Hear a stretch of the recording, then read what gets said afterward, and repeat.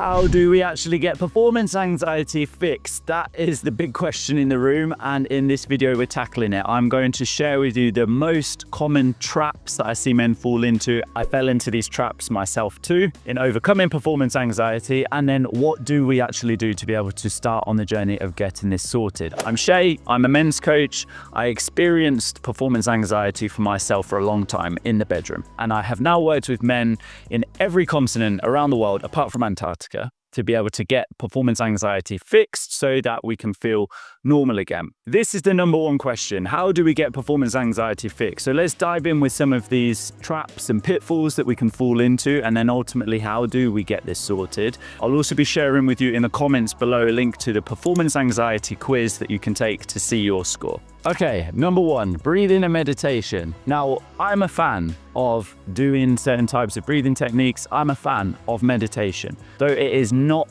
the thing that gets performance anxiety sorted. And there is so much information online that talks about breathe, just relax, just meditate and everything's going to be okay. I went on a 5-day silent meditation retreat, and sometimes meditation can even intensify the thoughts that we want to ignore and block. Now, this isn't to slap those things in the face. As I said, I do both of them and I enjoy them, but they are not the things on their own that will get performance anxiety sorted. And it's really important that we don't fall into the trap of kidding ourselves to think, oh, I just need to learn how to do this better, or if I learn this other type of technique, because there's so many of these techniques out there for breathing and meditation that just those two things alone, we could spend years trying to perfect and not actually get things sorted for us in the bedroom, which is really what we want. Number two, the endless information trap. This is a big one. I was stuck here for many years, and many guys that I have spoken with, actually one story comes to mind of a guy that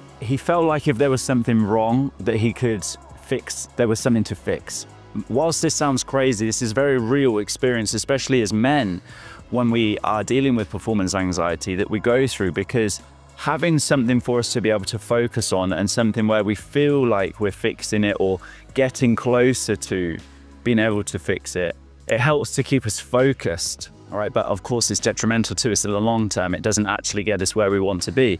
Why does it help to keep us focused? Because this is just part of the masculine energy, this focus, this I need to fix it, there's something for me to be locked onto. I spoke to a guy just a couple of weeks ago, and I could tell when I was speaking to him that logically he could see what was going on, what was happening in the body, why he was going into these moments of anxiousness when it came to intimacy. But the reality was that all of that information does not show us, does not tell us how to actually get this sorted, as much as it may claim to do. Okay, so the point here is that there's a lot of information online. We could spend an endless amount of time researching, reading, watching articles, videos online. This is one of them. But what you'll hear that is different about what I'm saying is we have to understand what is going on for us personally to be able to get this sorted. Let me mention briefly the performance anxiety quiz. And this is 10 yes or no questions in the comments below that you will see the link to that you can answer, that will show you, is this performance anxiety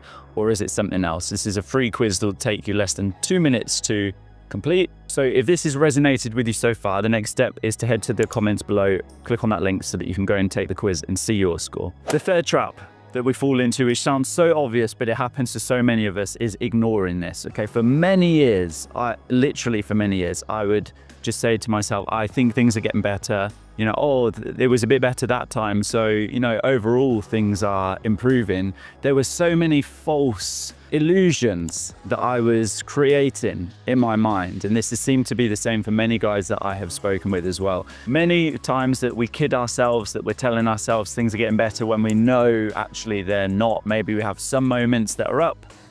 See what I did there? And many moments that are still down, but we're trying to soften the blow. Oh my God, this is not, I'm not even using these terms intentionally. We're trying to soften the blow because it feels very uncomfortable to have to deal with this. By telling ourselves things are getting better, we reduce the intensity and pressure that is there. So what do we do? If these are the pitfalls that we can fall into, what do we do instead to be able to actually get performance anxiety fixed? The number one thing you can do, and this is what you won't hear in many other places, is we have to understand what is going on for you personally.